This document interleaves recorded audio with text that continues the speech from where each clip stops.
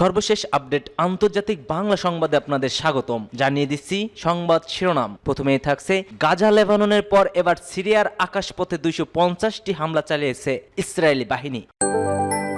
অন্যদিকে সিরিয়ায় আয়নাঘরের মতো বন্দিশালার সন্ধান মিলেছে। একই সঙ্গে থাকবে সরকার গঠনের প্রক্রিয়া শুরু করেছে সিরিয়ার বিদ্রোহীরা।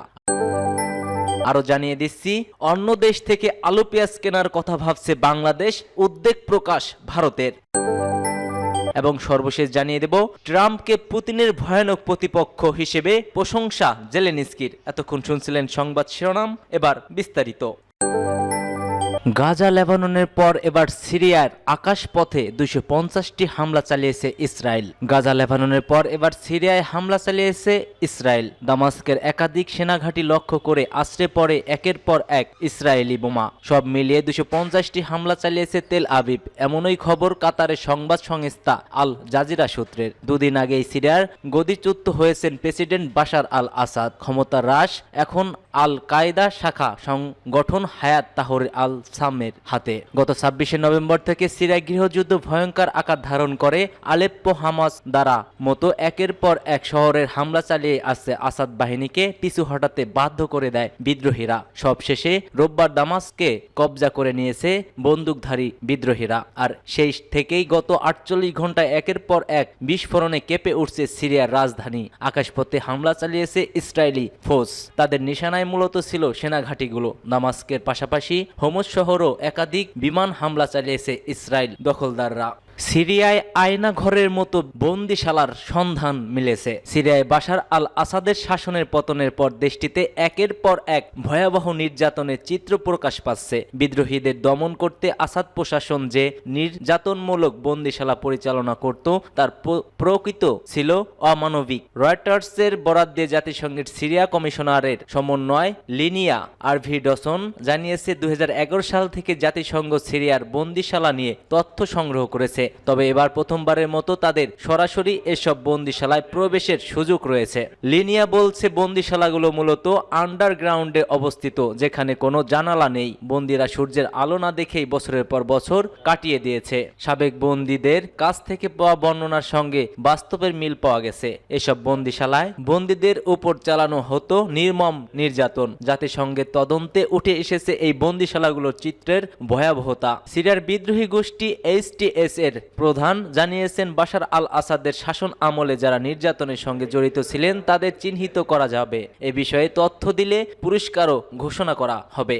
সরকার গঠনের প্রক্রিয়া শুরু করেছে সিরিয়ার বিদ্রোহীরা। দামাস্ক সহ সিরিয়ার বড় বড় অংশের এলাকা দখল করে দীর্ঘদিনের প্রেসিডেন্ট বাশার আল আসাদকে ক্ষমতাচ্যুত করার পর সিরিয়ার বিদ্রোহী শক্তি এখন আনুষ্ঠানিকভাবে দেশের নিয়ন্ত্রণ নেওয়ার প্রতিক্রিয়া জানিয়েছে। খবর আল জাজিরার। বিদায়ী প্রধানমন্ত্রী মোহাম্মদ আল জালালির সঙ্গে দেখা করে বিদ্রোহী নেতা আহমেদ আল সারা ক্ষমতা হস্তান্তরের বিষয়ে আলোচনাও করেন। আল জালালি, যিনি আসাদের অধীনে প্রধানমন্ত্রীর দায়িত্ব পালন করেছেন, হায়াত তাহরির আল সামের সিরিয়ান স্যালভেশন গভর্নমেন্ট এর কাছে ক্ষমতা হস্তান্তর এ সম্মত দিয়েছেন। আল জাজিরা বলছে, আমরা চাই রূপান্তর প্রতিক্রিয়া দ্রুত এবং মসৃণ হোক। সিরিয়ার জন্য জাতিসংঘের বিশেষ দূত গেইর পেডারসনের বলছেন, রূপান্তর প্রতিক্রিয়ার মাধ্যমে সিরিয়ার জনগণ তাদের বৈধ আকাঙ্ক্ষাগুলি পূরণের পথে এগিয়ে যাবে এবং একটি ঐক্যবদ্ধ সিরিয়ানকে পুনরুদ্ধার করবে। তিনি আরো বলেন, নতুন সরকার ক্ষমতা গ্রহণের পর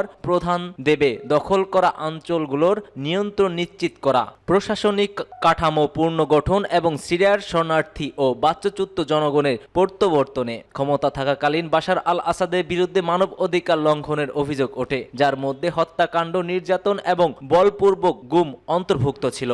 এবার অন্য দেশ থেকে আলু পেঁয়াজ কেনার কথা ভেবেছে বাংলাদেশ, উদ্বেগ প্রকাশ ভারতের। ভারতকে বাদ দিয়ে বিকল্প দেশ থেকে আলু ও পেঁয়াজ আমদানির পরিকল্পনা করেছে বাংলাদেশ। পাকিস্তান সহ অন্যান্য দেশ থেকে এই দুই পণ্য আমদানির সম্ভাবনা নিয়ে আলোচনা চলছে। ভারতীয় সংবাদ মাধ্যম ইন্ডিয়া.com জানিয়েছে, এই সিদ্ধান্তে নয়াদিল্লির জন্য উদ্বেগের কারণ হয়ে দাঁড়িয়েছে। বাংলাদেশ সম্প্রতি পাকিস্তান থেকে 25,000 টন চিনি আমদানি করেছে। এর ধারাবাহিকতায় আলু ও পেঁয়াজ আমদানির ক্ষেত্রেও ভারতকে ছেড়ে নতুন সহকারী খুঁজেছেন দেশটি। Bangladesh trade and traffic commission ইতিমধ্যে সম্ভাব্য বিকল্প উৎস উৎস হিসেবে চীন, তুরস্ক, জার্মান, মিশর এবং স্পেন সহ পাকিস্তানকে চিহ্নিত করেছে। বাণিজ্য মন্ত্রণালয়ের সচিব সেলিম উদ্দিন জানিয়েছে, বিটিটিসির বিকল্প উৎস চিহ্নিত করেছে। আমরা আমদানিকারকদের এই বিকল্পগুলো বিবেচনা করার জন্য আহ্বান জানাচ্ছি। ইন্ডিয়া.com এর প্রতিবেদনে বলা হয়েছে, ভারতীয় বাজারে আলু ও পেঁয়াজের মূল্য বৃদ্ধি এবং রপ্তানি উৎসাহিত করতে ভারত সরকারের নেওয়া পদক্ষেপ বাংলাদেশকে বিকল্প উৎসের দিকে ঝুঁকে যেতে বাধ্য করেছে। 2023-24 অর্থ বছরে ভারত থেকে বাংলাদেশে পেঁয়াজ রপ্তানি হয়েছে প্রায় 7.24 লাখ টন, যার মূল্য প্রায় 145 মিলিয়ন মার্কিন ডলার। তবে সাম্প্রতিক রাজনৈতিক পরিবর্তন এবং বাণিজ্য সম্পর্কের অনবতির কারণে ভারত থেকে আমদানি ক্রমেই হ্রাস পাচ্ছে। বাংলাদেশের এই পদক্ষেপ ভারতীয় বাজারে দীর্ঘমেয়াদী প্রভাব ফেলতে পারে, বিশেষ করে বাংলাদেশের বাণিজ্য অধিকাংশ এবং অংশীদারিত্ব ভারতের কৃষি পণ্যের জন্য গুরুত্বপূর্ণ।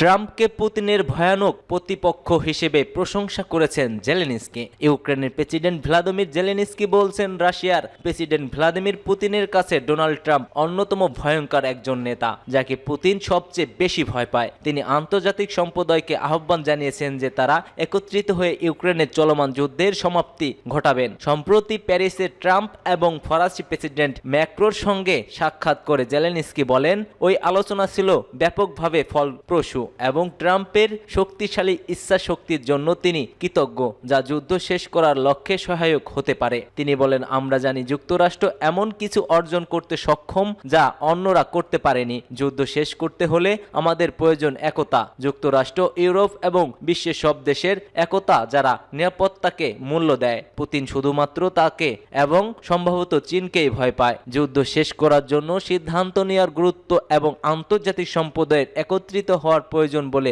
জেলেনস্কি এই মন্তব্য করেছেন। তিনি যুক্তরাষ্ট্রের নবনির্বাচিত প্রেসিডেন্টকে বলেন, ট্রাম্পের দৃঢ় মনোভাবের ফলে এই যুদ্ধের সঠিক সমাপ্ত সম্ভব এবং স্থানীয় শান্তি প্রতিষ্ঠিত হতে পারে। জেলেনস্কির মন্তব্যের 2 দিন পর ট্রাম্প তার সামাজিক প্ল্যাটফর্ম ট্রুথ সোশ্যালে এক পোস্টে বলেছেন, জেলেনস্কি এবং ইউক্রেন চায় এক চুক্তি করতে এবং এই পাগলামি থামাতে। নির্বাচনী প্রচারণার সময় ট্রাম্প বারবার দাবি করেছে যে তিনি 24 ঘন্টার মধ্যে এই যুদ্ধের সমাপ্তি ঘটাতে সক্ষম, তবে তিনি এর কোনো বিস্তারিত পরিকল্পনা প্রকাশ করেননি।